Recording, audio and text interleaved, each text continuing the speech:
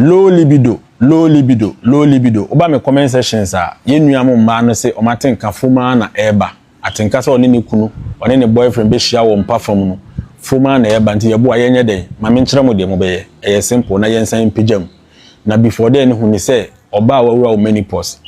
Otwa bra. Ya na den se watenka be kosoro because estrogen aba from naturally. Ana oba be wura o menopause. The friend perimenopause so say na e fom. What to pass the mention more munisa category no. And a bio so and yes all the time also watching Kajina sro. What I say, now man in the course of the month no. Maybe a 5 days be it was at Enkanoba. Because naturally, son or bad the no. So what a 2 weeks I'm wabu insa, and now 1 week I'm wabu insa, unya edge pass or any bear share. Or massa edge no costro. Said the bear at least in I don't want to chukun, Nanka or then Hokan was at and what to Kusia. Na ne nkwamo na be hia okosua no na nkama ye ba because ne botae ne se ye won nore na ye interest empoano anwea se wakan sa yes no yeboa na akire mu like video no share ma obi e na yeboa mfa won fa we nyina mu ipato ne ma e ma oba watenka kosoro number 1 e ya adwen no because ho na efi number 2 e ye hormones number 3 e ye wo body number 4 ye se bia wo no maduro bi number 5 e metima ye relationship na wo mu na number 6 am the last one e ye wo environment. Utimi fixing nema we nyina e was atenka no naturally itimi basoro ha ye nkonoma duro ma ya tenka mba like video no nya like ya damela fo eboa na yeboa do ya legacy life choice na royal foam yeboa product no ton nyina hair growth product ni ya grey hair dye shampoo ni nyina biaba from ya dream no ho e na nema bisi na ma oba watenka akosoro nti na me start me ka say ubebu wonsa utanya edge say woni be ma be share because saa time na estrogen oba wo hormone no akosoro because say estrogen itimi kosoro na ma wo watimi atokosua ibaje wo kosua to ne nye ne wonsa buo no kosua to ne yese yi kosua ne de aba na ama later on wabu wonsa enti kosua to ne nsa buo ovulation and menstruation a different mamum fam bom before now betimi ovulating I say estrogen number so say estrogen na ba so 2 weeks 1 week before wonsa buo na ama wakono wo soro no nti ade bia be ma estrogen abafom bia no ya na mpempie ma wakono so bafom amenchero ne ma ne bia ma wo estrogen bafom hyperprolactinemia se prolactin edoso ewo mogya prolactin ye hormone a ema oba wo no fo hyehye so oba nyinsen anofo nsuo na ebam de oye sa adwuma no manofo no hyehye ma akwa no bo benya no fo no bia no hormone friend prolactin ne do okosoro pa ya na mpempie oba onyem ema wo estrogen bafom menim bia me ka mechirem oko brain haya ma kire mo se ho na bibia AC ye wo brain part efe no hypothalamus mo ma hema tede munim sa hypothalamus no o produce hormone a ye fe no gonadotropin releasing hormone na sa hormone aka kire pituitary gland na am no o produce hormones mienu follicle stimulating hormone FSH na luteinizing hormone LH am ovary na produce more of the estrogen na itimam wabu nsa bibi betimi asi na sa prolactin we akosoro ekosoro dodo a stop brain no from producing nema makan eyet negative feedback no so no prolactin no kosoro ni padua ni mu a okache brain say man produce gonadotropin releasing hormone tonzo am produce no a ovary no ain't produce estrogen na watenka eba from nema ema ye prolactin no kosoro ebi ye hyperthyroidism ye thyroid hormone thyroid gland am say bom ya no mo hwe mu kohwe thyroid gland so thyroid hormone no sha ase kosoro a itimi kosesa at times ya na tumor bi na pituitary gland enso timi ekosesa ebi also ya medication bi awo no itimi so ma prolactin no kosoro na nyinsen ma prolactin so ekosoro na mom hwea trace na wa ha no we na mpese wo hu se yeboa na ekere otie prolactin ka ekosoro a natural way no eni kwan se estrogen kosoro because e was estrogen ba from no kosoro na mom oba wa fa afuru no eye the reverse prolactin ekosoro a estrogen ekosoro. Why be honda me should say nka obisa me say question the ye discussing ni say oba watinka akofom e na me ka say atinka no betimi akofom a etimi gina hormones bi so hormone bi na ye estrogen hormone bi ye testosterone hormone bi ye progesterone hormone bi ye cortisol make kan nyina me chechemu ama obi ati ase na mbom oba fa yefunu a prolactin akosoro no estrogen so nka eba fom na estrogen so kosoro because ye hia estrogen oba hormone for anyi sen no eba ne se na hode etimisi what am I say mo am prolactin kosoro se wonyem wonfa yafunu na prolactin wo hu se atenka no kwa a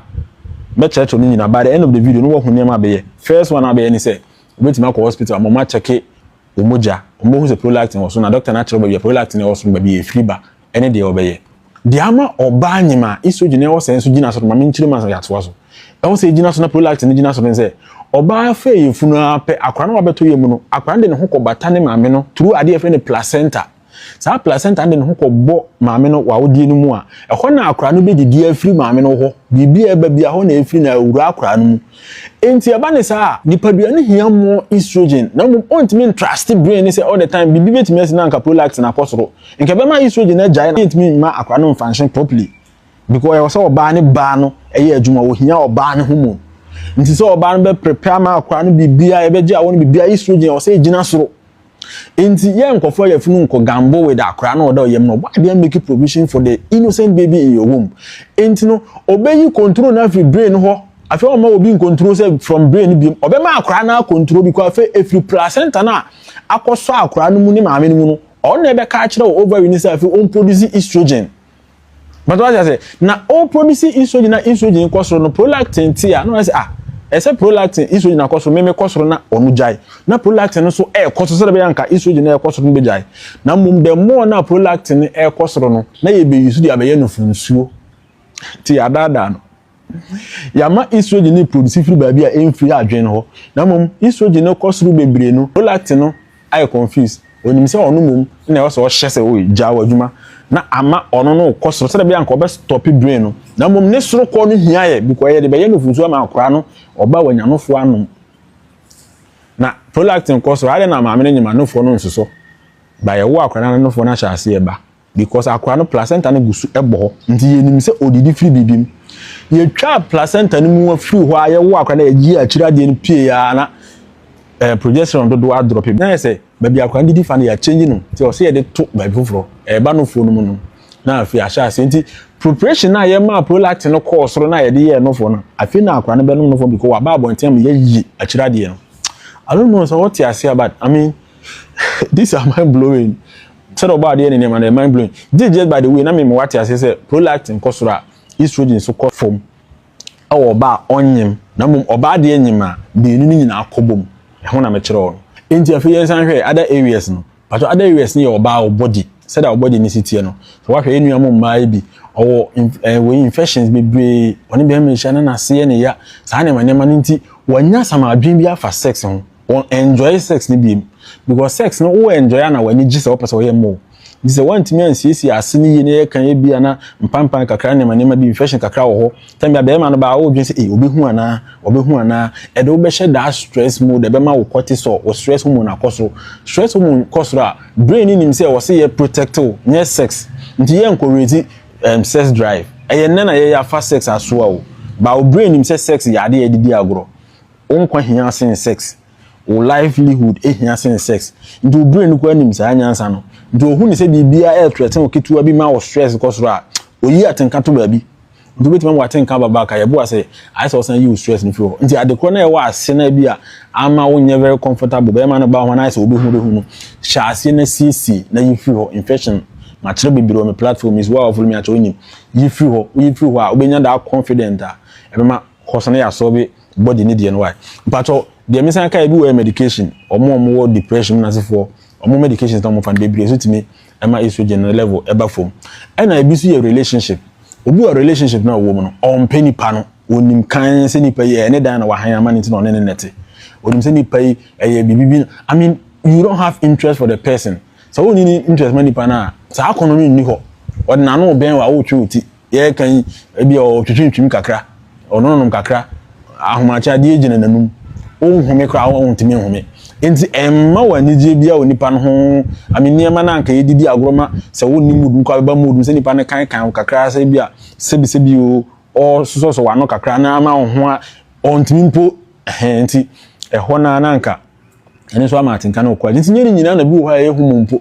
ebi wo ha just relationship na enkoye ebi wo so awan kasa adwendwen adwuma pressure ye kan wig na se for ne social media pressure nko for the car gift mamu attention call be settings eba ne sa na sa wo stress na sa wabra bono hye hu ba bi ade ko wo mfie ko ani mu wonya ware ye de bi akoy wa dwen asa wo hye hu ne wo ye ni nyina put you into a stress mode our brain ni mi say I was so keep you alive dance obeka se kwaji wani nti me ma wo ho afo ana bibi no fa kwaji wani waja se saa ne ma we nyina ye yi free ho a eno so betimi aboa na ye ho asen yesisi ye ho so bi mu sua de some of these things na you say Ghana for yesha ase na yeti ase ye boa so ne ba o de be kiro nti question asan obi a mu bi se o comment section me ba address am like video na share mo obi natural food for sexual enhancement mo amo se mo da Viagra so de bi am se mo mfiri ndo so na mo Viagra nti mo ntimi nya ndo no me throw away natural foods na wadi na aye aduma pepepe se Viagra. Don't go and abuse it. My name is Yeboah Agyekum Francis. Watermelon contain ade friend citrulline. Na citrulline relax blood vessels. So they say Viagra na ye na pepepe.